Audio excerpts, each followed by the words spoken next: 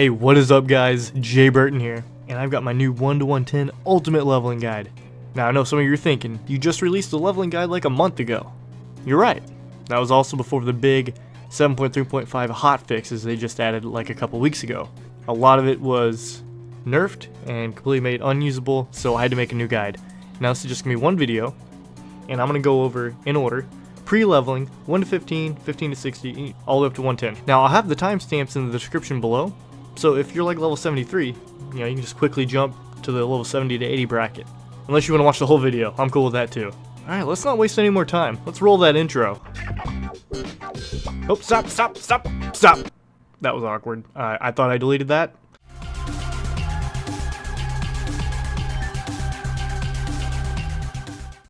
Alright, let's start in the first part, pre-leveling. So starting off, heirlooms. In case you guys don't know about the new changes in 7.3.5, heirlooms now cap at 50%, so even if you did get both of those rings, usually the rings were the hardest ones to get, it doesn't matter, you're still going to cap out at 50%, so if you only have one ring, you're fine, don't worry about it. And they no longer stack with Refer a Friend, and Refer a Friend has been nerfed down to 50%, so it's just like wearing heirlooms. And guys, make sure you have that chauffeur's mount. If you're a new player, you probably can't afford to get it, because you need 35 unique buy on account pieces, but if you can get it, please get it. You can get it from the vendor in Undercity or Ironforge. Alright, now let's move on to the Enchants. They made it where it takes a lot longer to kill mobs in 7.3.5, which is not really a big deal. Kinda. But we can speed up the process. So normally it takes me 4 smites to kill a mob at level 1. This is with buy on account gear on. Remember, BOA gear got nerfed for like level 1, there's no stats, no bonus stats. So to help kind of get through this process, there's 2 enchants you really want. 1, Elemental Force on your weapon, and 2, Mark the Hidden Satyr on your neck. Now Mark the Hidden Satyr, it's a little expensive, for especially for new players. So you don't have to have that one, but at least get Elemental Force. And if you're a dual wielding class, please dual wield those. This will give you a great opportunity to one-shot many mobs. Now let's move on to the add-ons. You don't have to have these, they're not mandatory for this guide, but they can be helpful. Anything to help maximize EXP per hour, that's what this is all about. So the first one is NPC Scan, and then the extension to it, _NPCScan.overlay. Now when you download these, make sure you get version 7.1.0. The current versions do not work, so get 7.1.0. Now what NPC Scan does, it shows you where rare spawns spawn at. It'll show like it's color coordinated, and it'll show you on your minimap and your main map. So this way, when you're out questing, which if you're a non-tank, you're going to be experiencing this a lot, you're going to be out in the real world a lot, you might as well maximize your XP. So while questing, look for rare spawns. This add-on will help you find them. Remember, a rare spawn gives roughly EXP equivalent to a quest. Maybe a little bit less, but it's still very noticeable. Okay, and the next one, Handy Notes with the extension Handy Notes _Draenor Treasures. I really recommend you get this one. When we get into WOD area, between 90 and 100, you're going to want this add-on. When you find these hidden chests, you get a lot of experience. Another helpful add-on is Legion Invasion Timer. This one actually shows you when an invasion is going to happen. It's going to be pretty helpful, especially if it's going to be off in like 2 minutes or 2 hours. Invasions are the best way to level up post 100. And then the last one is Khan's Legion. You do not need this one. I don't really think it's all that amazing, but a lot of people find it helpful. I personally don't, but I've done Legion so many times. I guess I know the optimal routes when doing certain zones. But this will help you complete zones as quickly as possible. Alright, let's actually get into the leveling part here. Alright, part 2, 1 to 15. Starting off, just quest up to level 5. All the quests spawn right by the quest givers. Fastest way to level. Now when you are level 5, I recommend you grind if you know of any good grinding spots that have high respawn rates. For example, the only one I know that's really good is the Murlocs in Elwynn Forest for humans. Stay there to level 15, you'll level very fast. However, if you don't know any spots like this, that's okay, just quest. It's only about 15 minutes slower, assuming you go quest, boom, no stopping. Alright, so part 3, 15 to 60. Right when you hit 15, hit that Q finder. Spam dungeons as much as you can, especially if you're a tank. Just dungeon. The reason why is they buffed this up in a recent hotfix. Used to it wasn't worth it, you're actually better off just having your ult get carried through a dungeon. Like from Stockades, level 18 all the way up to 60. It was stupid good and got nerfed.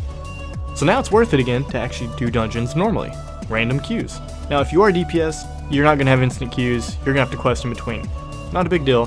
Any zone will work at this level. They're all pretty efficient. Now, you don't want a specific queue for dungeons just to try to get quests, because they nerf the experience you get from these. Used to, it was worth it to specific queue and have a longer wait time because these quests give so much experience, and you didn't want to repeat the dungeon.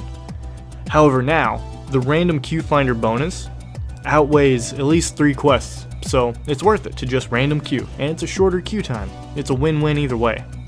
Even if you repeat a dungeon, you're still getting a lot of experience per hour. Now, at 37, Kieran Riggle gave me this idea in one of my YouTube videos. Spam strat from 37 to 60. This works because each boss that's a bonus objective boss gives 10,000 experience. There's 7 bonus objective bosses. And then after you kill the last boss, you get the dungeon completion experience. That's a lot in just one dungeon. And the cool part is you'll just have your alt stand at the entrance. It doesn't matter how far away your carry person is, you will still get all the experience from the bosses being killed and the dungeon completion experience. Now, whoever is carrying you through, whether it's a friend or your second account or somebody you paid, make sure it's either a druid, DK, mage, or monk. All of these have the ability to teleport to their class order hall when they finish the dungeon, and when they use their teleport ability again, it takes them to the nearest graveyard, which is right next to Stratholme, so that they can go right into the entrance. Because it's a pretty long run back when you go all the way to the last boss. So most efficient having one of those classes, and your character will run out, reset it, run back in, and you're good to go. And if you do hit the lockout, where you reset the dungeon too many times, you're in Eastern Plaguelands, you can quest there up to 60. Or you can just be patient and wait. It's a fairly lengthy run, so it's hard to hit that cap. But yeah, you can do this all the way to 60. Now, as you start getting to like level 45, it gives you a little bit less experience. It gives about 8,000 per bonus objective boss, but that's still really good. Now, if you are a tank, it might still be more beneficial in terms of EXP per hour to just keep random queuing. Alright, so part 4, 60 to 70. So right at 60, there's 2 different paths you can take. The first one's kind of the lazy way, another carry method. If you have a friend or a second account or somebody you can buy, have them run your alt through ramparts. And yes, after the big hotfix, this gives a lot less experience, but it still gives 20% experience in the completion bonus. The dungeon is super small. My druid with the bear tartar food buff, I recommend you grab that. It makes you get a speed increase every time you kill a mob. My druid was able to do it in less than a minute and a half. So what I was able to do is just spam it, hit that instance lockout where you do a dungeon 10 times and you have to wait an hour from when you did your first dungeon. Just go quest. You're right outside Hellfire Peninsula. So just go quest for a little bit till your hour is up, get carried again, get locked out, quest some more. You'll be 70 in no time. This is a very easy and lazy way. Now, if you don't have a friend to do that for you, or you just don't feel like doing that, you can quest in Boring Tundra while doing random dungeon finder. These dungeons still give amazing experience, and these quests actually give a little bit more experience than the vanilla dungeons. However, you do want to make sure you alternate between Burning Crusade dungeons and Wrath of the Lich King dungeons. This will reduce your chance of actually getting a duplicate dungeon, so you're still getting new quests while you're getting that random dungeon queue experience. So either one of these methods will get you to 70 in no time. Okay, so part 5, level 70 to 80. I recommend trying to get to level 71 or 73. It'll depend on your class, but you need to get to a decent level to where you can go solo Karazhan Trash. I did it on a mage, so I had no way of healing myself while doing this, so I actually had to get to level 73 before I could start soloing it. Now, one thing that helped me out a lot, especially on a class where you can't heal yourself, I had to switch out my intellect trinkets, the bind on account ones, and swap them for the melee ones, the one that give you haste, because they also heal you every time you kill a mob. So equip 2 of those, my health would drop fast, and then immediately just cap off. Boom, back to 100%, up and down. Now, to get to 72 or 73, wherever you need to be, you can still have your alt get carried through ramparts. You'll still get decent experience. It's roughly 18%. It's still not that bad. Or you can still continue to do dungeons and quests, whatever. Just try to get to a nice level range. You may have to go test in Karazhan to see how well you do. But I do recommend you start off in the Beast Quarter. Right when you walk into your right, that area, all the mobs are a lot easier than the rest of the dungeon. And you can kill the boss in the Beast Quarter. It will not lock you to the instance. Let me say it again. The Beast boss that summons after you kill all the mobs does not lock you to the instance. And so just kill all of them, run out, reset. Eventually when you get higher up, you can start going further, deeper into the dungeon. Just make sure you don't kill a boss or you'll get locked and you can't reset it. Do this all the way up to level 80. You can even go a little bit higher, but I recommend at least doing it to 80. This is probably the easiest bracket, and it's fun. I love running Karazhan.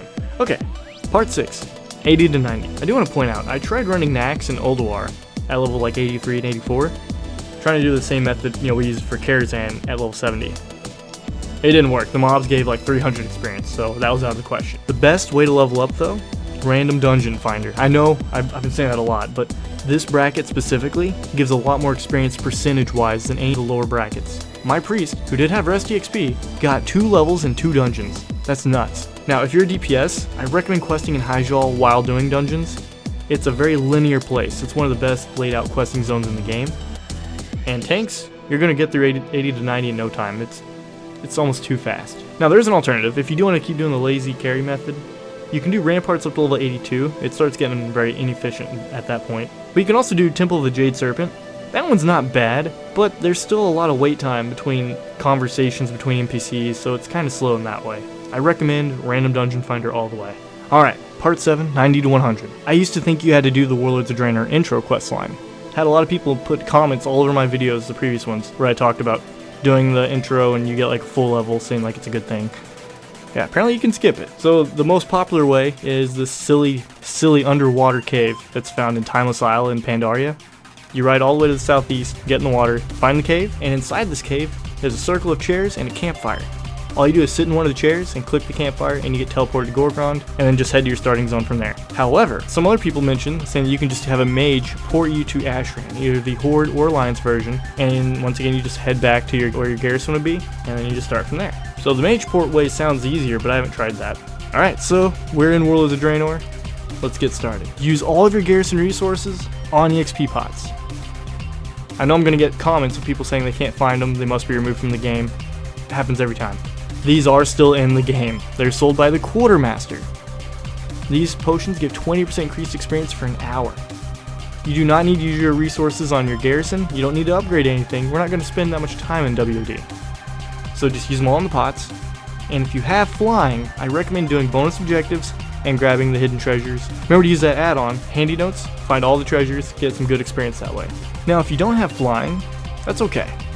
As long as you've got the EXP pot, I recommend just doing the bonus objectives in your area and then just quest. I do not think it is worth it to go to all over Draenor doing the bonus objectives without flying. Too much downtime. Some people probably argue the opposite of this, but I don't believe it. Now, at 96, I want you to go to Spires of Iraq and start questing, whether you have flying or not. Spires of Iraq gives you a flat 20% increased experience gain when you do about 12 quests. You get this buff called like Home Away from Home. So when you combine that with your EXP potion, you get a lot of experience. So do that until level 98, and when you hit level 98, go to Orgrimmar or Stormwind, based on your faction, and start your artifact quest chain. Yes, you can start at level 98. Every time I mention this, somebody tries disputing it, saying it doesn't work at 98. It does, and once you get your weapon, head back to Spires of Iraq and stay there until level 100. You're gonna have an overpowered weapon, you're gonna wreck mobs, you'll level up fast. Alright, now we're on the last part. 100 to 110. The very first thing you should do, if available, is do the invasions. I'm not talking about the Argus invasions where people would just leech off others. I mean the normal invasions, like in Val-Shara or High Mountain. These invasions give a bunch of experience when you do all the objectives. Now when an invasion is not up, I recommend using Khan's Legion, that add-on, and go pick a questing zone, preferably one of the smaller ones like Azuna or Val-Shara, and just start questing. Follow the add-on. And when you get to the dungeon quest, these give enormous amounts of experience. And as soon as you finish that dungeon quest, pick a new questing zone. And there's a little bit extra you can do if you won't be able to play that much, but you want to level up as fast as possible. Get the Legion Companion app for your phone. This will allow you to do follower missions while you're not playing. Like you could roll over in bed, wake up at like 3 a.m. Be like, might as well check my follower missions. Because some of these give player experience. And it's a pretty decent bit. Any little bit to help maximize your XP, it's the way to go. Then there's also the option of buying dungeon carries. There's these level 101 twinks. They're decked out in all this 840 plus item level gear with a lot of leech, and they just speedrun them and you get decent experience. They usually cost about 2,000 gold per run. Alright guys, that's it, you're 110. If you did enjoy this video, please hit that like button for me and subscribe. It'll help me out a lot and I very much appreciate it. If you do have any comments, questions, concerns, just post something down below and I'll respond to it as quickly as possible. Thanks for watching guys.